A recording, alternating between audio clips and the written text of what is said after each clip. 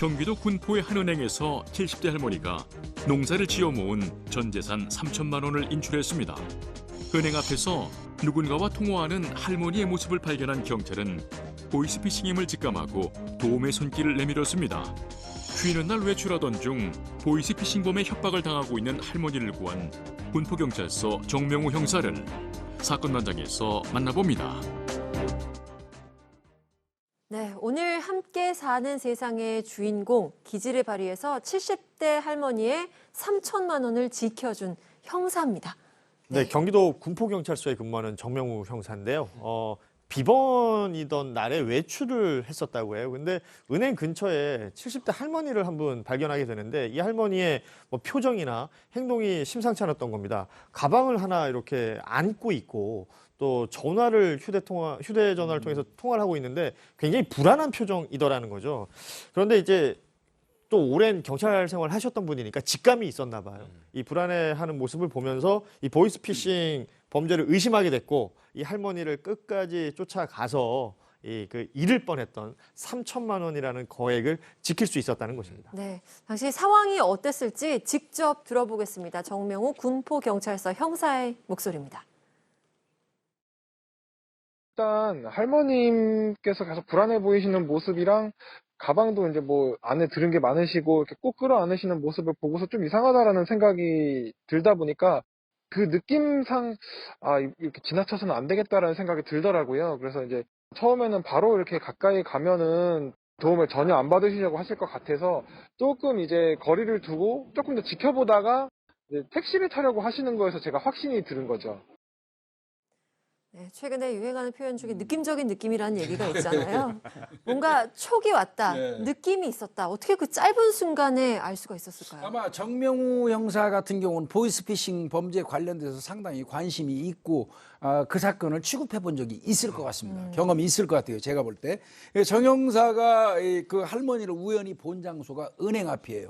은행 앞에서 특히나 가방이라든지 그 귀중한 그러니까 돈이겠죠.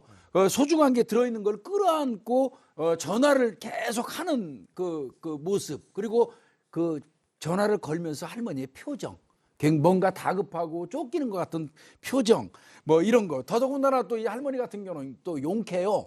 스피커폰을 쓰셨어요. 그러니까 이 정 형사가 가까이 갔을 때 스피커폰을 통해서 범인이 그 지시하는 내용 등등이 좀 들렸던 것 같습니다. 거기에서 이제 아마 정 형사는 이건 볼 것도 없이 보이스피싱이다 이런 판단을 하고 할머니를 이제 따라갔던 것 같고요.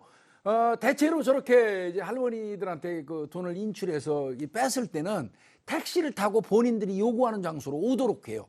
그러니까 택시 타려는 모습을 보고 아마 그때는 이제 가로막았던 것 같습니다. 네. 그런데 정 형사가 처음 갔을 때 할머니가 도움을 거절하셨다고요? 도움을 거절합니다. 왜냐하면 아들이 납치돼 있다고 믿고 있었고 이 돈을 주고 아들을 구해오려고 하는데 혹시 경찰이 개입하면 내 아들이 위험해지는 거 아닌가. 그래서 정 형사가 경찰 신분증 보여주고 이 도움을 드리겠다고 했는데 아마 손사래를 치셨던 것 같아요. 그러자 정 형사가 자, 아들의 전화번호를 좀 적어달라. 아들의 이제 안위를 확인해야 되지 않습니까? 그래서 그 할머니가 준 메모를 가지고 아들에게 전화했더니 아무 이상이 없는 거예요. 그리고 문제가 없는 거잖아요. 그래서 할머니한테 와서 자, 아들은 안전하다라고 이제 이야기를 하고 나서 할머니 굉장히 지금 놀란 상태였는데 결국 경찰서로 모시고 갔다고 하고요. 아드님이 이제 데리러 올 때까지 이 정말 그 가슴 뛰는 할머니를 진정시켜야 했습니다. 네. 정명우 형사는 기지로 할머니가 힘들게 모은 이 3천만 원을 지켜냈습니다. 그런데 신입 형사예요. 이번에 형사가 된 지 한 달 만에 이런 큰 일을 해내셨습니다. 그러게요. 이제 형사가 된 건 한 달 만인데 일단 경찰 들어온 거는 3년 됐다고 합니다. 그래도 굉장히 정밀한 판단력, 신속한 판단을 한 거고요.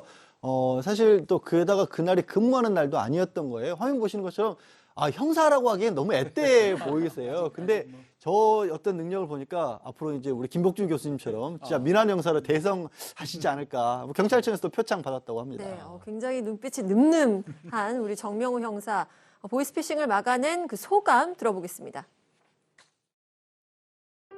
제가 생각을 이렇게 해가지고 이렇게 행동을 한 게 아니고 저도 모르게 그냥 습관처럼 이렇게 된 것 같아서 아마 다음에도 제가 생각을 하지 않더라도 그런 게 있으면 똑같이 행동을 하지 않을까 싶습니다.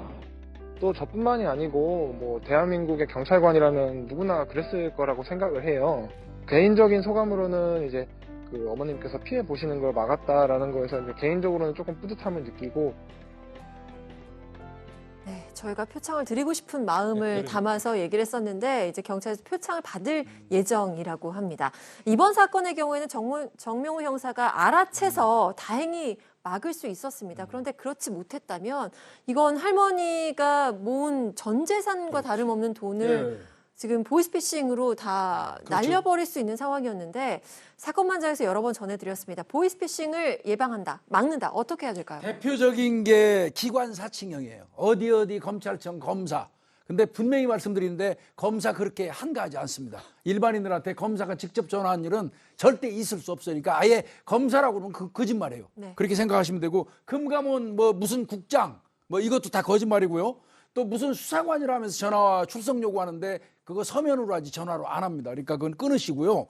대출 사기형도 비슷한 거고요. 지금 이번 할머니 같은 경우는 자녀를 납치했다는 이야기거든요.